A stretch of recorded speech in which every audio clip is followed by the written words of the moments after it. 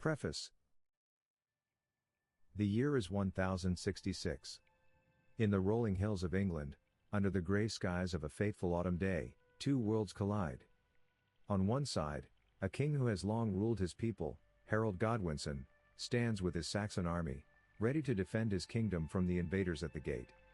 On the other, a duke from Normandy, William, with an ambition as vast as the sea that separates them, poised to claim the throne by force if he must. This is a tale not only of men fighting for land, power, and legacy but of the deep, personal struggles that accompany the weight of destiny. It is a story of ambition, sacrifice, and the unrelenting toll of war.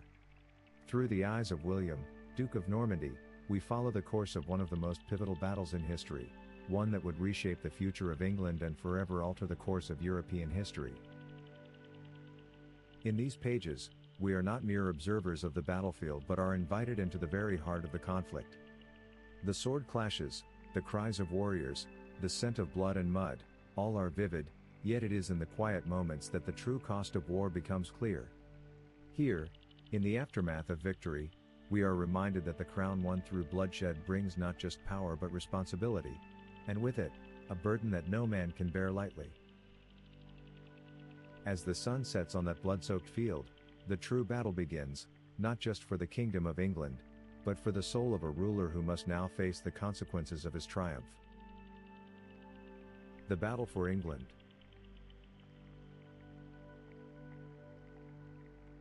Chapter 1, The Morning Before the Storm. The dawn of the day is soft, but in the air hangs a tension so thick it could almost be touched. I stand outside my tent, the faint glow of the morning sun filtering through the mist, feeling the weight of the earth beneath my boots. The sound of the camp stirring around me is faint, as though the world is holding its breath, waiting for the storm to break. The men are preparing, sharpening swords, tightening shields, their murmurs almost drowned out by the wind, but there is no hiding the tension in their eyes. There's a strange peace in the quiet before the storm. A moment that feels as if it will last forever, yet I know it will pass all too quickly. I stand tall, my cloak catching the wind, and gaze out over the field before me. It is empty now, but it will not remain so for long. Harold's army waits on the far side of the hill, its banners fluttering in the same breeze that stirs mine. I know that today, this field will be soaked in the blood of men, and I feel it in the depths of my chest, a quiet, aching knowledge that will not leave me. The battle, I know, will not be about strategy alone. It will be about willpower, about the men who stand behind me, who fight for a future none of us have yet seen, but all of us crave. The weight of that responsibility is heavy, but it is not unfamiliar. I have been preparing for this moment all my life. Still, there is something different about today. I can feel it in the air. Perhaps it is the reality of it, finally settling in, or perhaps it is the quiet hum of fate calling. A breeze stirs my hair, bringing with it the scent of the sea, the salt and the earth mingling together in a comforting blend. I close my eyes for a moment, letting the sounds of the camp wash over me, the distant cries of horses, the murmurs of my men preparing themselves. There is a certain peace in it, despite the madness that will follow. It is the calm before the storm. In a way, I can appreciate it, as fleeting as it may be. The men look to me for guidance, their eyes searching for the strength they need to face the coming battle. Some of them, I know, are afraid. The fear is visible in their stiff posture, in the way their hands tremble as they adjust their armor. And yet, there is something else in their eyes, determination. They have come so far, followed me through thick and thin, and they will not falter now. I will not let them. We will win today. Not just for me, but for all of us. I turn to face them, my heart steadied by the resolve that fills my chest. The task ahead of us is monumental, but I know this is the path I must walk. The weight of destiny is pressing on me, yet it feels strangely light in these moments of quiet before the storm. I will lead them into battle, and I will lead them to victory. I will not fail them. A horn sounds in the distance, a sharp call that echoes across the field. It is time. The calm is gone, replaced by the stirring energy of 1,000 men moving in unison, their focus sharpening as the moment approaches. I see them now, my army, my men, lined up and ready, their banners snapping proudly in the wind. Each one of them carries a part of my soul, a piece of my will. They are not just soldiers, they are my brothers, my comrades. I take a deep breath and steel myself for the coming chaos. There is no turning back now. The battle will soon begin, and I will lead them through it. I will guide them to victory.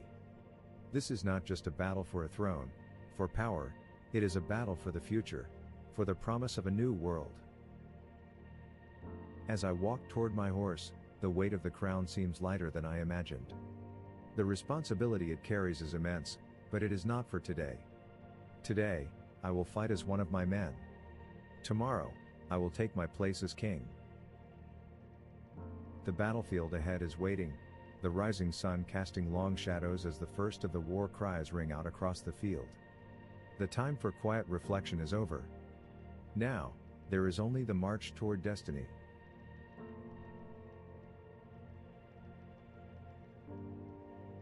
Chapter 2, The Battle Unfolds. The clash of steel rings in my ears, sharp and unyielding, as the battle begins in earnest. The sun is still rising, casting long shadows over the field, but already the air is thick with the scent of blood and sweat. The cries of my men, the pounding of hooves, the sound of shields clashing. This is no longer the quiet dawn I stood in moments ago. This is the storm I've prepared for, and yet I feel oddly removed from it, as if I am watching it unfold from a great distance. I can see it all, the Saxon lines bristling with shields, their warriors locked in formation, their eyes hard with determination. On my side, the Normans are pushing forward, their banners fluttering fiercely in the wind. It is chaos, but it is a chaos I have known for years, a madness that somehow feels like purpose.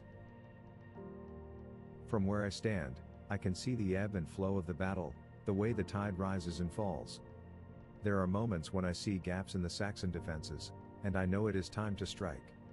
I give the orders, watching as my men surge forward, moving like a tide, like a single unstoppable force. The cavalry charges, thundering across the field, and the sound of hooves pounding the earth is deafening, drowning out everything but the pounding of my own heart. But there is something more in the air today. The weight of the moment presses on me as the ground trembles beneath my feet. It is not just a battle for the throne, it is a battle for all that I have ever known. The weight of destiny is something I can feel, as though the land itself is whispering to me, urging me forward. I see Harold's forces struggling now, their shield wall beginning to crack under the pressure of our assault. I wonder briefly, in the chaos of it all, whether Harold himself is thinking of his future, of the kingdom he stands to lose. I wonder if he, too, feels the weight of what is happening. But there is no time to dwell on such things. The battle is here, and it demands my full attention. The ground beneath us is slick now, the earth churned to mud under the weight of countless feet. I can feel the exhaustion in my men, in their movements, but there is something else too. A fire, a drive, an unspoken understanding that we will not stop until this is over.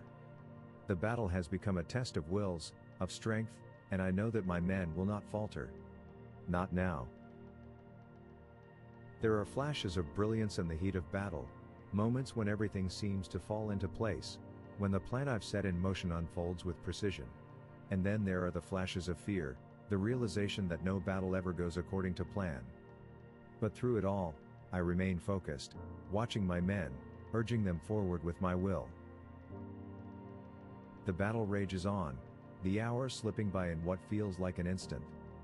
I can feel the fatigue settling into my bones, the strain of the fight seeping into my muscles, but I do not let it show.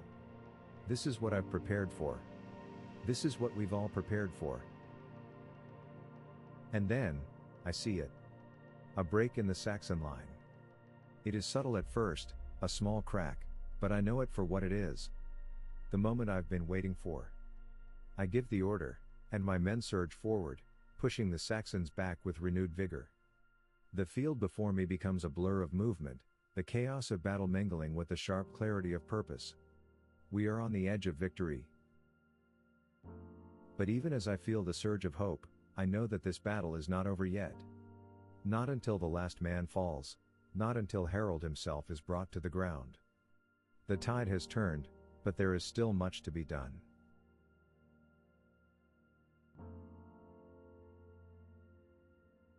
Chapter 3, The Turning Point. The battle's rhythm shifts. What was once a clash of titans, a war of iron and fury, now becomes a dance of desperation.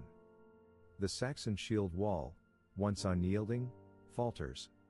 I see it first in the way their formation starts to crack, the once impenetrable line slowly splintering under our pressure. My heart beats with a steady rhythm, yet there is a fire in my chest, burning brighter with each passing moment. The sky above us is gray, heavy with the scent of rain and blood. The air is thick with the sounds of metal, the battle cries of men who fight not just for survival, but for everything they believe in. My men, determined as ever, surge forward like a tide, pushing against the Saxons with a force they cannot withstand. Yet, I can feel it, the shift, the subtle but unmistakable change in the atmosphere. The Saxons are starting to break. I can see their fear, in their eyes, in the way they stumble, faltering under the pressure of our advance. The cries of their warriors grow less confident, and I know it is time. The moment has come. The air seems to hum with the charge, a pulse of energy that spreads through my men. I give the signal, and the cavalry moves forward, a wall of horses crashing into the Saxon ranks. The sound of hooves striking the earth fills my ears, and for a brief moment, I feel as though I am watching it all from a distance. I am not leading this charge, I am merely an observer. The men around me move as though in a trance, as if they have no thought but the one they are acting upon. And in that moment, I realize, they have come to understand what this battle is truly about. It is no longer about conquest or power. It is about survival. It is about something deeper, something more profound than mere ambition. I push forward through the chaos, my sword held firmly in hand, my heart steady. The ground beneath me is slick with mud, the scent of sweat and blood heavy in the air. My eyes lock onto the battlefield before me, seeing flashes of the enemy's desperation. The Saxon shield wall is crumbling, and there, amidst the chaos, I catch sight of Harold. Harold Godwinson, the last barrier between me and the throne of England. I watch him move with purpose, his sword raised high, his form still regal, despite the chaos around him. His men, too, fight with the ferocity of those who know they are on the edge of losing everything. I respect him, I do, his strength, his resolve, but today, there is no room for sentiment. Today, I fight for the crown. I see an opening in the Saxon line, a gap wide enough to strike. I order my men to press harder, to push forward with everything they have. The Saxons are beginning to retreat, their line breaking under the force of our assault. It is time to finish this. But as I charge forward, I know this battle is far from over. The Saxons may be faltering, but their will to fight has not yet been extinguished.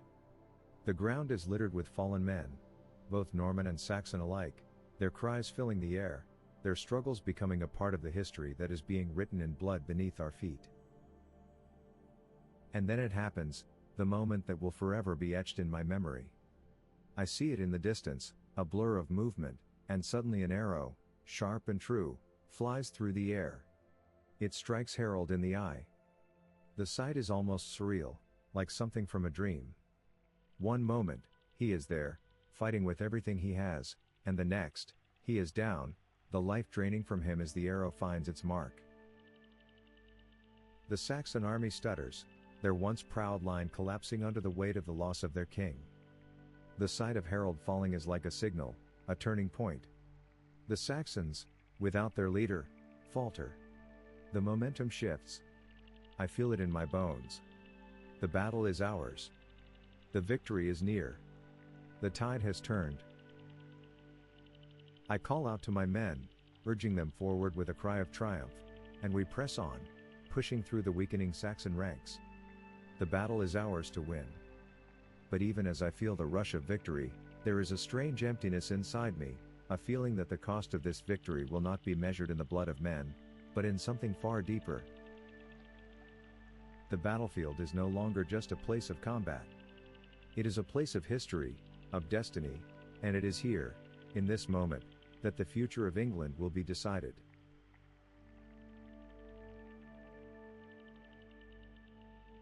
Chapter 4, The Aftermath. The battlefield lies silent, the cries of the dying now quiet, the once thundering battle now reduced to nothing more than the heavy silence of the aftermath.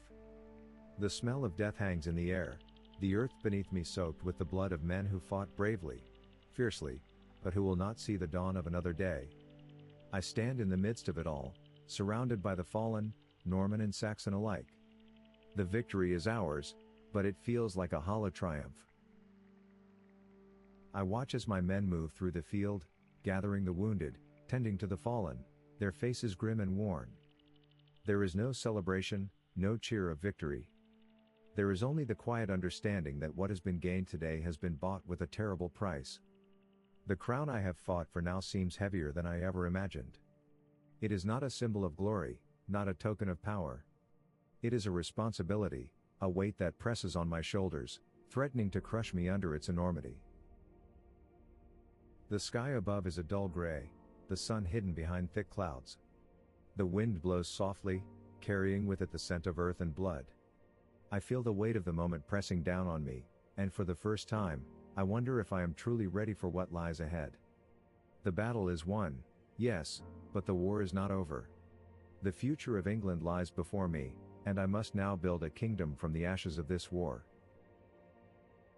I look to the horizon, where the faintest hint of sunlight breaks through the clouds. It is a small thing, but it brings a sense of hope, of something new being born from the wreckage of the past. The bloodshed is over, but the work of ruling, of uniting this fractured land, is only just beginning. My thoughts drift briefly to the men I've lost, to the faces of the soldiers who fought at my side, who will never see the shores of their homeland again. They are now part of the land, part of the very soil that I must now stand upon as king. In their deaths, they have secured the future of Normandy and England, but at what cost? The land is stained, and no crown, no throne, can erase that. I think of Harold, of his fall, and I feel a strange mixture of sorrow and relief. He was a worthy adversary, a king who fought with everything he had. And now, he is gone, his kingdom lost to the winds of fate. His death is a blow to the Saxons, but it is also a blow to me, for I know what it means. There is no going back now. The throne is mine, and I must take my place as king. The battlefield is silent again, the cries of the fallen replaced by the quiet murmur of my men as they begin to gather their strength. The victory is ours, but I cannot bring myself to feel triumph. Not yet. There is too much work to be done. Too many lives lost. The crown waits for me, heavy and cold, but I know it is mine now. Tomorrow, I will take my place as king. But for tonight, I stand among the fallen, my heart heavy with the knowledge that the true test has yet to begin. Tomorrow, the real work begins.